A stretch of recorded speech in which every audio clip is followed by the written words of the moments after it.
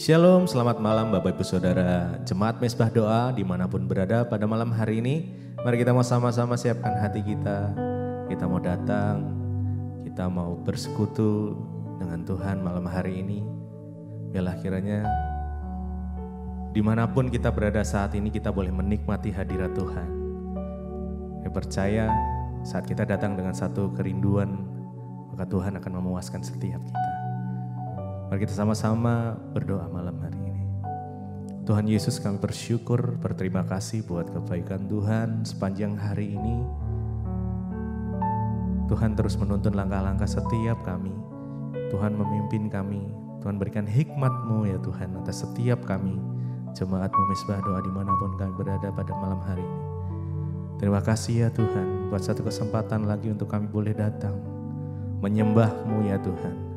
Menikmati indahnya kasih-Mu, menikmati hadirat Tuhan. Karena kami percaya saat kami datang dengan satu sikap hati yang benar dan satu kerinduan, Tuhan boleh menyatakan kuasa-Nya. Terima kasih Bapa, terima kasih. Bila malam hari ini setiap kami boleh menikmati perjumpaan secara pribadi dengan Engkau. Terima kasih Tuhan Yesus.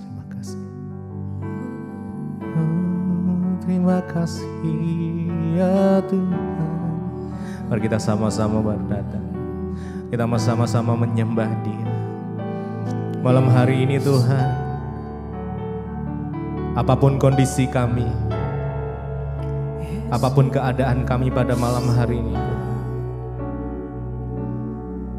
baik atau tidak baik, kami akan tetap belajar untuk menyembah Engkau ya Tuhan.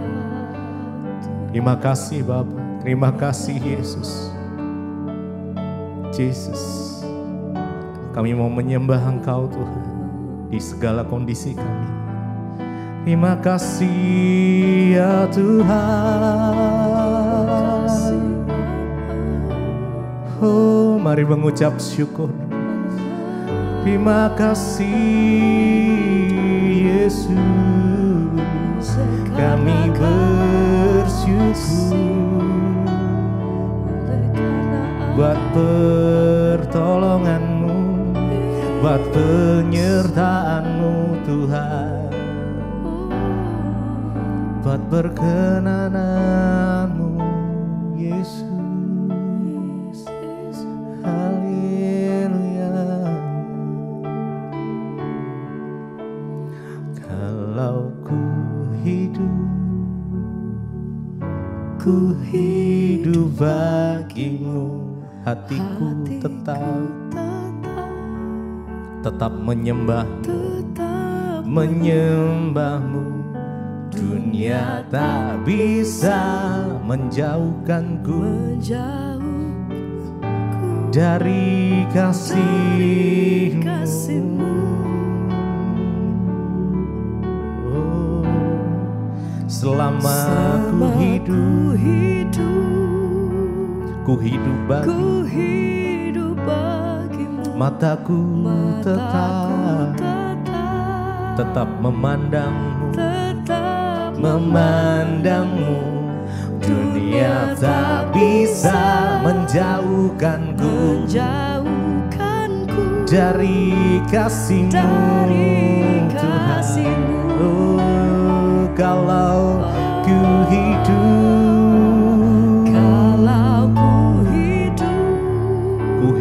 bagi-Mu, hatiku tetap menyembah-Mu. Dunia tak bisa menjauhkanku dari kasih-Mu. Selama ku hidup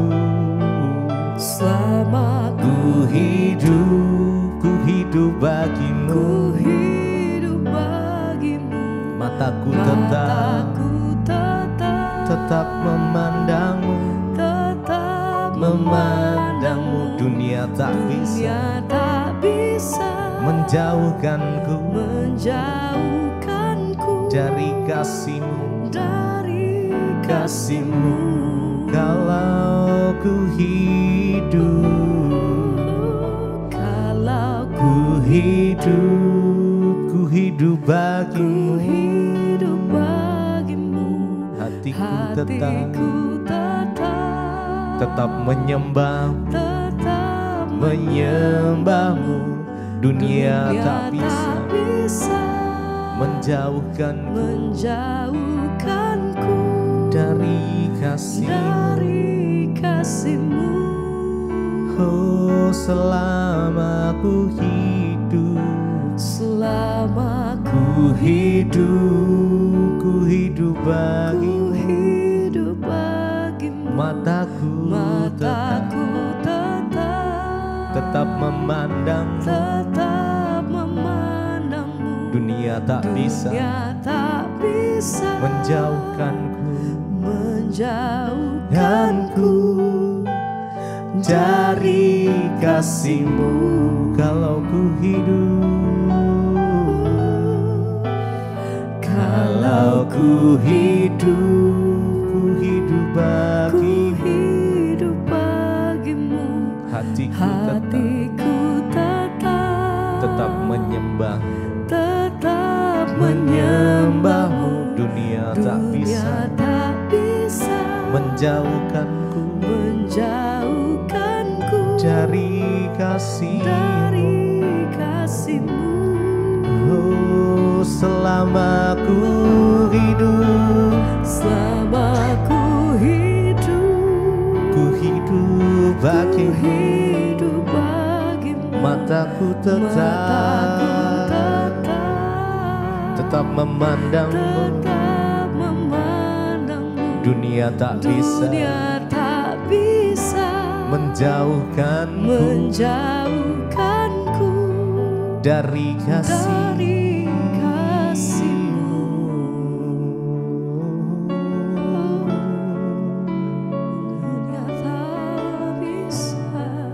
Kami menyembah-Mu Tuhan, kami menyembah-Mu Yesus. Oh, dunia tak bisa menjauhkanku dari-Mu Tuhan. Oh Yesus, sumber segalanya dalam hidupku, hanya Kau Tuhan, kekuatanku hanya Yesus.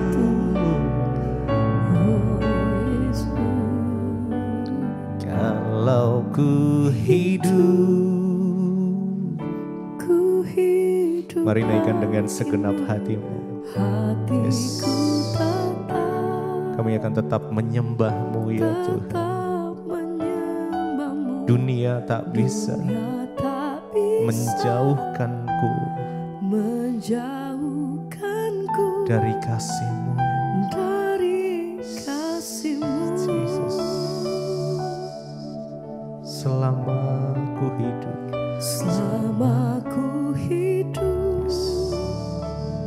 ku hidup bagimu. Mataku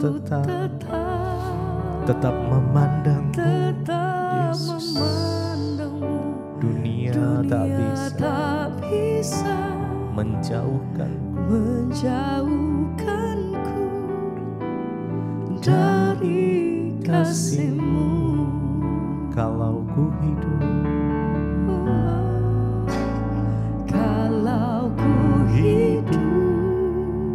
ku hidup bagimu. Hatiku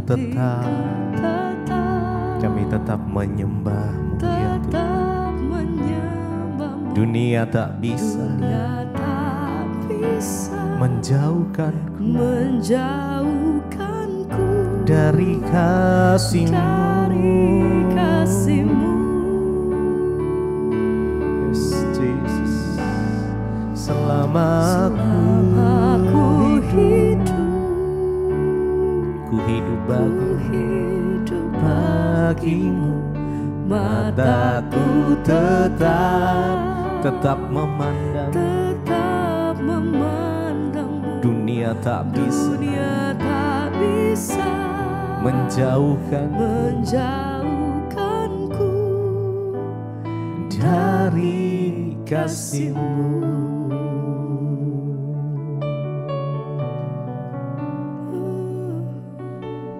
Bapa, biarlah hidup kami menggenapi firman-Mu ya Tuhan.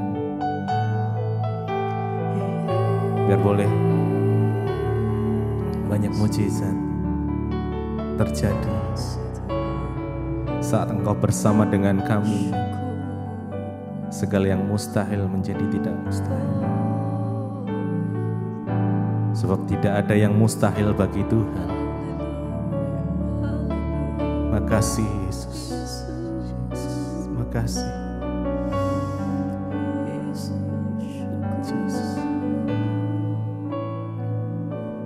Hidupku menggenapi firman-Mu, tanda mujizat sertai tiap langkahku. Kau bersamaku di dalamku, jadi bukti kebesaran-Mu. Hidupku menggenapi firman-Mu, tanda mujizat sertai tiap langkahku. Kau bersamaku, Kau di dalamku, jadi bukti kebesaran-Mu. Hidupku menggenapi firman-Mu. Mari dengan iman kita naikkan pujian ini. Yes. Sertai tiap langkahku. Engkau bersamaku Tuhan. Kau di dalamku, jadi bukti kebesaran-Mu.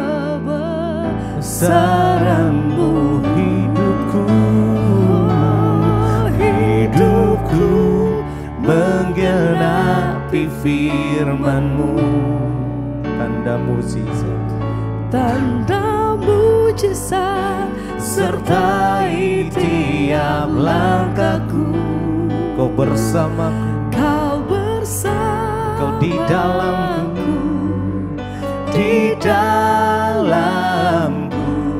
jadi bukti. Hidupku menggenapi firman-Mu.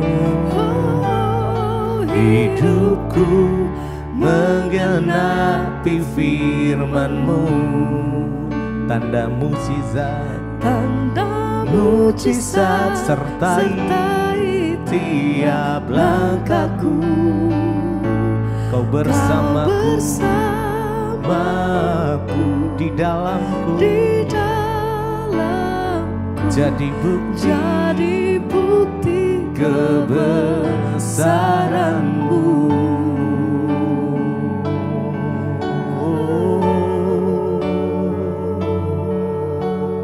Haleluya. Biar hidup kami menyatakan kebenaran-Mu, Tuhan.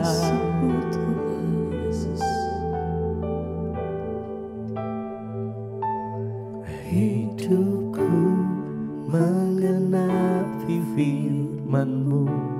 Mari dengan segenap hati kita, tanda mujizat dengan iman kita naikkan pujian ini. Engkau bersama, kami percaya Tuhan Engkau bersama dengan kami. Engkau di dalam kami, karena kami gak perlu khawatir, kami gak perlu takut. hidupku menggenapi, hidupku menggenapi firman-Mu. Tanda mujizat sertai tiap langkahku. Amin, amin. Yes, Kau bersamaku di dalamku, jadi bukti. Mari sekali lagi dengan iman kita, hidupku menggenapi firman-Mu. Yesus, amin, amin. Tanda mujizat sertai tiap langkahku. Kau bersamaku di dalamku, jadi bukti kebesaran-Mu.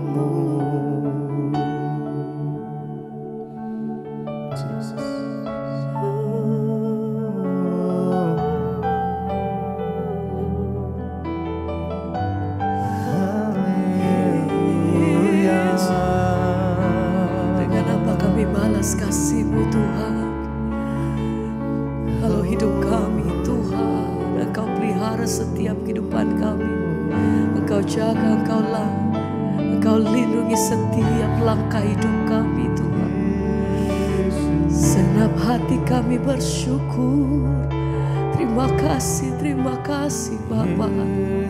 Oh, terima kasih Tuhan. Malam hari ini kami bawa setiap korban syukur kami di hadapan Tuhan. Yang terbaik hanya bagi-Mu Tuhan. Kami beri yang terbaik hanya bagi nama-Mu Yesus.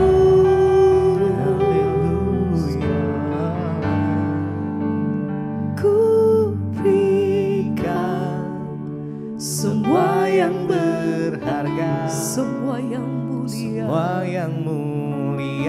semua yang terbaik dari hidupku. Hanya bagi-Mu, hanyalah bagi-Mu, hanyalah untukmu, bagi kemuliaan-Mu Tuhan, hanyalah bagi kemuliaan. Semua yang berharga, kami berikan yang terbaik. Semua yang mulia, kami terima apa yang terbaik daripada tangan Tuhan. Kami terima setiap kasih, anugerah-Mu yang besar, keselamatan daripada Tuhan, pengorbanan-Mu atas hidup kami. Besar kasih-Mu Tuhan untukmu, hanyalah bagi kemuliaan-Mu. Kami beri yang terbaik. Ku berikan semua yang berharga, semua yang mulia, semua yang terbaik Tuhan, semua yang terbaik hanya bagi-Mu dari hidupku.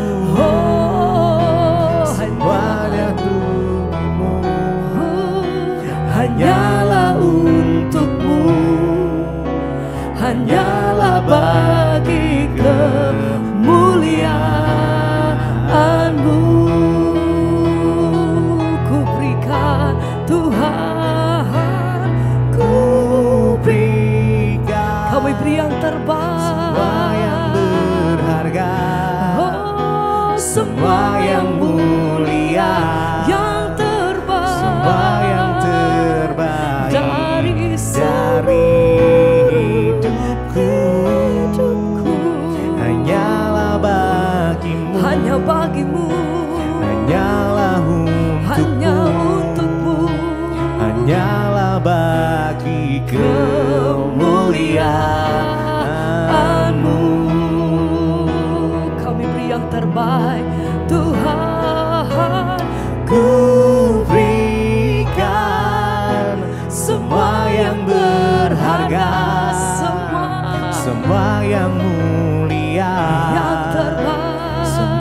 yang terbaik dari hidupku hanyalah bagimu, hanyalah untukmu, hanyalah bagi kemuliaan-Mu.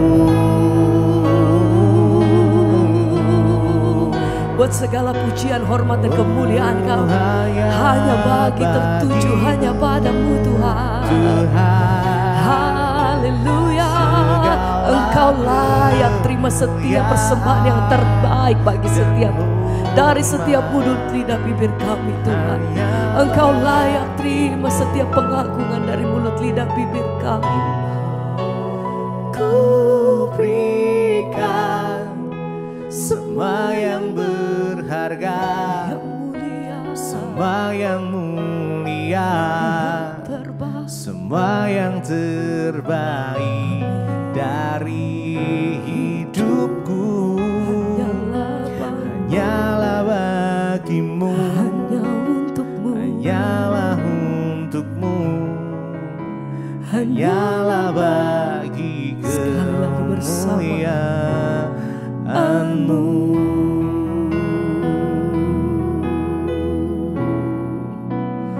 Ku berikan semua yang berharga, semua yang mulia, semua yang terbaik dari hidupku hanyalah bagimu, hanyalah untukmu, hanyalah bagi kemuliaan-Mu.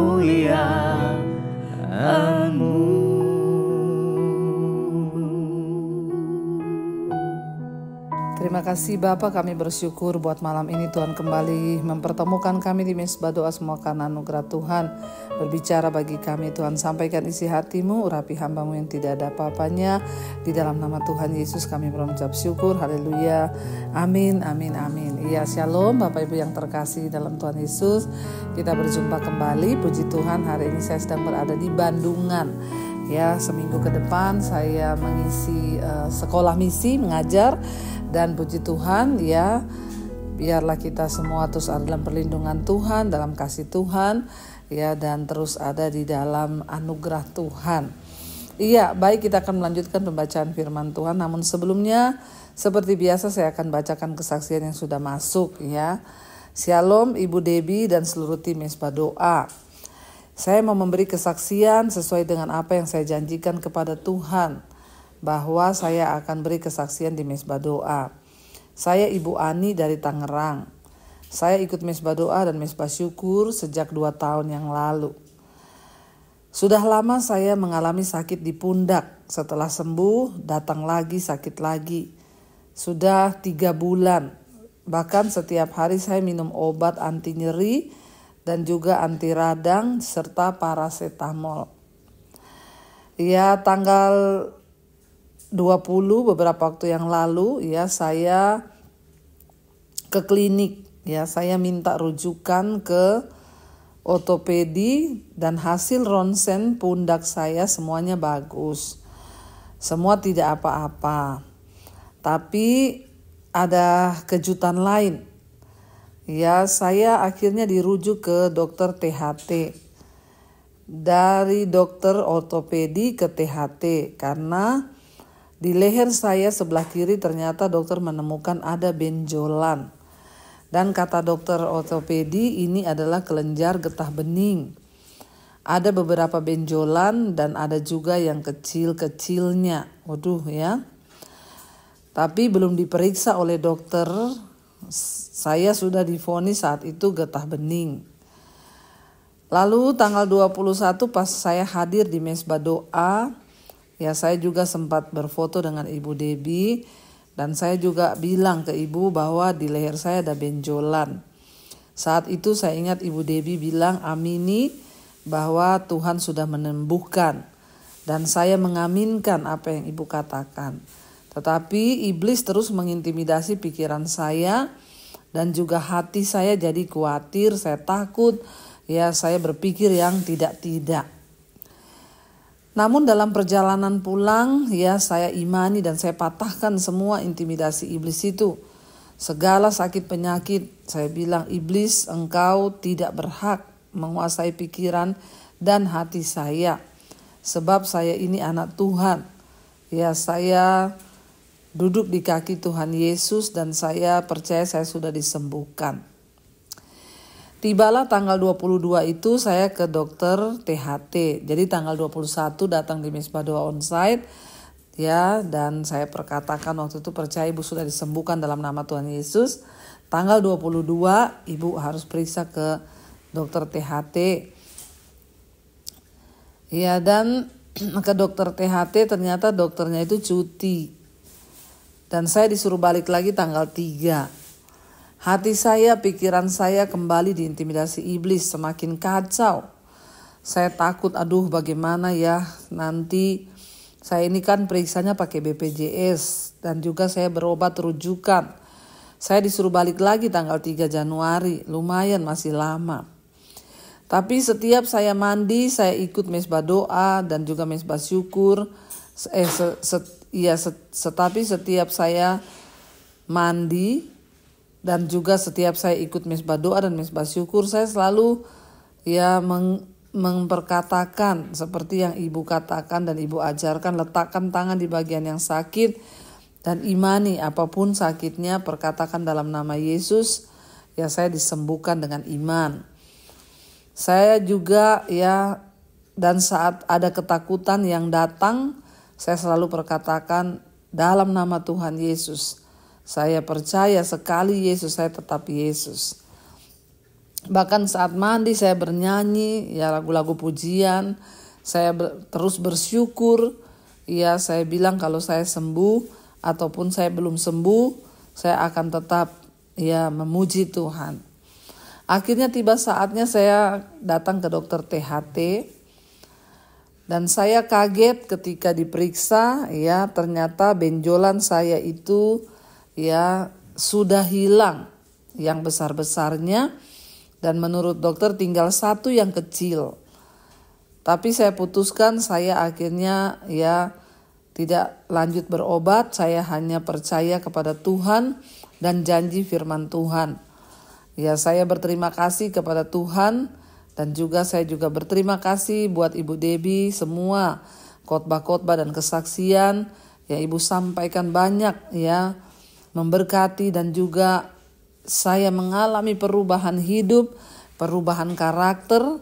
Sekarang saya menjadi lebih sabar ya, dan saya terus berdoa kiranya Tuhan tetap pakai Ibu Debbie untuk menjadi berkat, menyampaikan firman bagi lebih banyak lagi orang agar orang dipulihkan dan Ibu menjadi ya kepanjangan tangan Tuhan. Tuhan memberkati. Amin, amin, amin. Saudara, Alkitab berkata bahwa iman itu timbul dari pendengaran akan firman Tuhan. Saat ini ya saya percaya ya bahwa Tuhan memakai media untuk kita ini boleh imannya semakin bertumbuh. Ya, saya percaya walaupun lewat YouTube, lewat apapun khotbah-khotbah yang saudara dengar, selama itu adalah firman Tuhan, itu akan menumbuhkan iman. Saya sudah banyak sekali mendengar kesaksian seperti ibu ini malam ini. Hidupnya berubah, yang tadinya emosian, suka marah-marah, sekarang gak marah-marah lagi, lebih sabar, lebih berserah pada Tuhan. Bahkan ketika ada ketakutan, dia nyanyikan puji-pujian. Itu artinya imannya bertumbuh. Ya, jadi siapa bilang bahwa mendengarkan YouTube, mendengarkan khotbah itu iman tidak bisa bertumbuh. Iman bertumbuh, Alkitab berkata, iman timbul dari pendengaran. Ya, entah itu pendengaran lewat radio, lewat YouTube, lewat televisi. Yang penting itu firman Tuhan, pasti iman kita bertumbuh. Ya, itu pasti. Asal yang kita dengar firman Tuhan, tentunya bukan drama Korea. Ya, Apalagi ketika kita mendengar firman, kita buka hati. Ingat loh, kembali ke firman Tuhan saja. Iman bertumbuh ya dari pendengaran akan firman Tuhan. Ya, selama yang kita dengar adalah firman Tuhan, maka itu akan membuat iman kita bertumbuh. Contoh kesaksian ibu malam hari ini. Imannya bertumbuh lewat mesbah doa, mesbah syukur. Kelakuannya berubah, karakternya berubah. Dulu suka marah-marah, sekarang lebih sabar.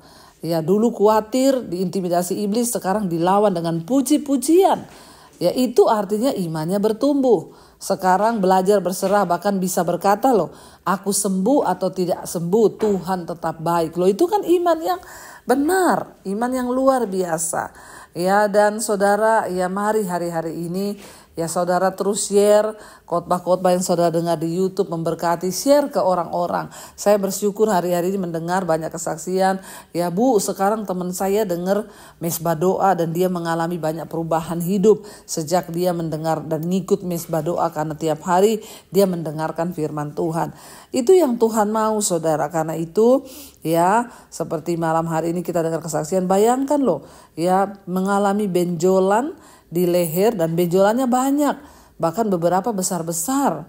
Ya, tetapi ketika dia beriman, percaya apa yang sudah Tuhan perkatakan, diimani, diterima dengan iman, ya, akhirnya ketika tiba harinya periksa ke dokter THT, dinyatakan bahwa benjolan yang besar-besar semuanya sudah hilang. Tinggal satu yang kecil. Loh saudara, ya bukankah itu anugerah, mujizat ya, iman itu sanggup melakukan hal-hal yang supranatural. Karena itu mari hari-hari ini biar iman kita semakin bertumbuh. Bagaimana iman bertumbuh?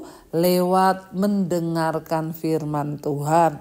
Tentunya mendengarkan firman Tuhan lewat apa saja, lewat YouTube, lewat radio, lewat televisi, asal yang kita dengar adalah firman Tuhan, bukan yang lain-lain. Karena itu ya mari tetaplah saudara setia kepada Tuhan, tetaplah saudara mencari Tuhan, tetaplah saudara ya berpaut kepada firman Tuhan. Jangan mau digoyahkan, ya bagikan khotbah-khotbah yang memberkati saudara.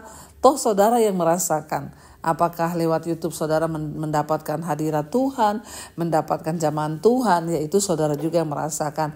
Karena itu jangan pernah menyerah, tetaplah percaya dan tetap berharap kepada Tuhan ya. Baik, kita akan melanjutkan pembacaan firman Tuhan hari ini. Masih dari 1 Tawarik pasal yang sekarang ke-7. Ini semua juga masih nama-nama keturunan-keturunan ya.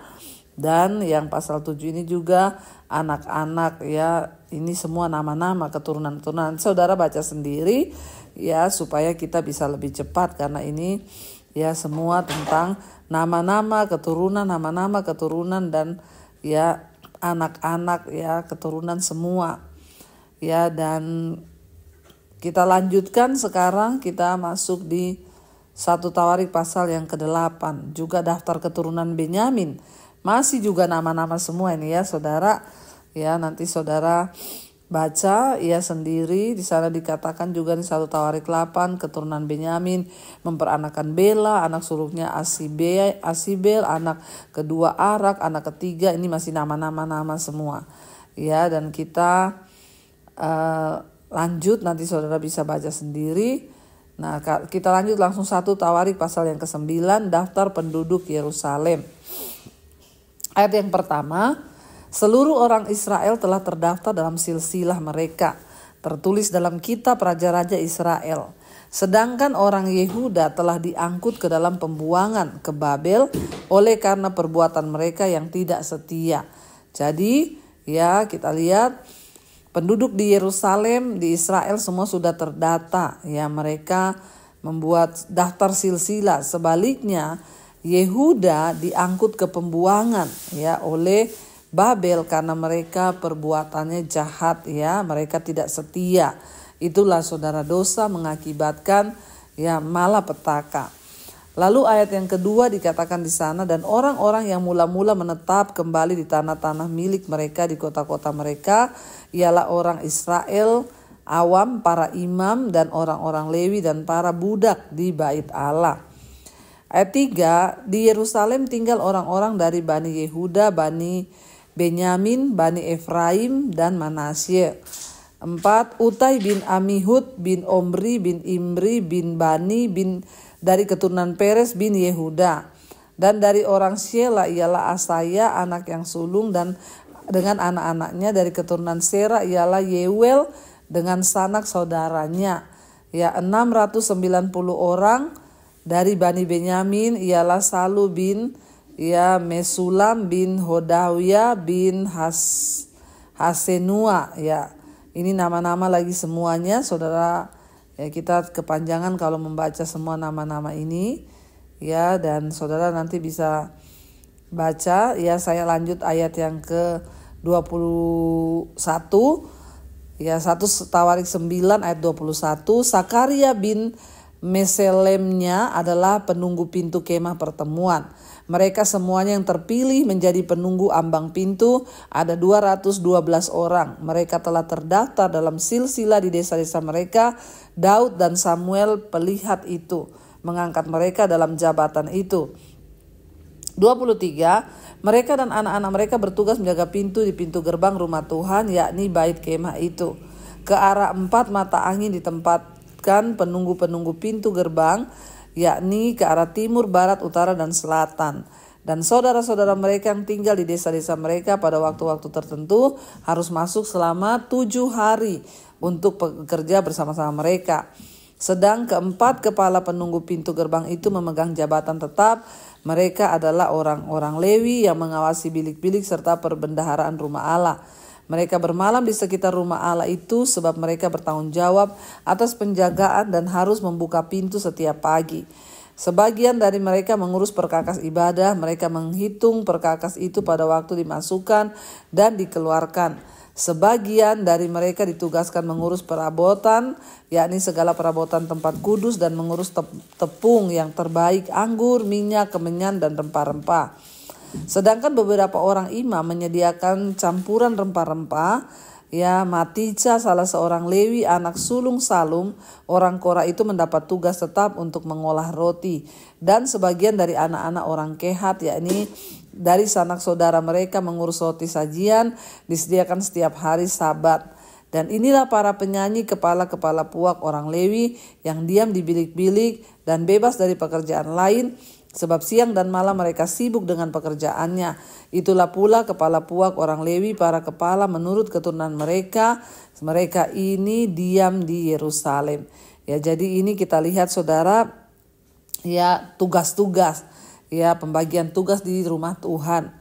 Semua diatur, yang mempersembahkan korban, menjaga pintu, bahkan para penyanyi-penyanyi yang siang malam mereka harus melayani Tuhan, itu semua tertulis. Lalu kita lihat silsilah Saul. 1 Tawarik 9 ayat 35. Di Gibeon diam bapa Gibeon, yakni Yeyel, dan nama istrinya ialah Maaka. Anak sulungnya ialah Abdon, lalu Zur, Kis, Bal, Neer, Nadab, Gedor, Ahio, Sakaria, dan Miklot. Miklot memperanakan Simeam. Juga mereka ini pergi diam berdekatan dengan saudara-saudara mereka di Yerusalem bersama-sama saudara mereka yang lain. Ner memperanakan Kis. Kis memperanakan Saul. Saul memperanakan Yonatan, Malkisua, Abinadab, dan Esibaal. Anak Yonatan ialah Meribaal, dan Meribaal memperanakan Mika. Anak Mika ialah Piton, Melek, Tahrea, dan Ahaz. Ahaz memperanakan Yaira. Yaira memperanakan Alemet, dan ini nama-nama semuanya juga saudara. Ayat 44. Asel mempunyai 6 orang anak, dan inilah anak-anak mereka: Azrikam, Bokru, Ismail, Searia, Obajah, Hanan, dan itulah anak-anak Asel. Sekarang kita lanjut saudara. 1 Tawarik pasal yang ke-10. Saul mati.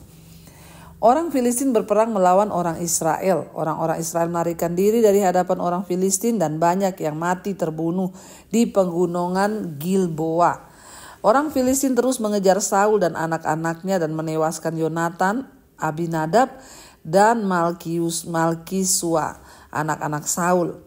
Kemudian makin beratlah pertempuran itu bagi Saul. Para pemanah menjumpainya dan melukainya. Lalu berkatalah Saul kepada pembawa senjatanya, "Hunuslah pedangmu dan tikamlah aku, supaya jangan datang orang-orang yang tidak bersunat ini memperlakukan aku sebagai permainan." Tetapi pembawa senjatanya tidak mau, karena ia segan, sangat segan. Ya, kemudian Saul mengambil pedang itu dan menjatuhkan dirinya ke atasnya.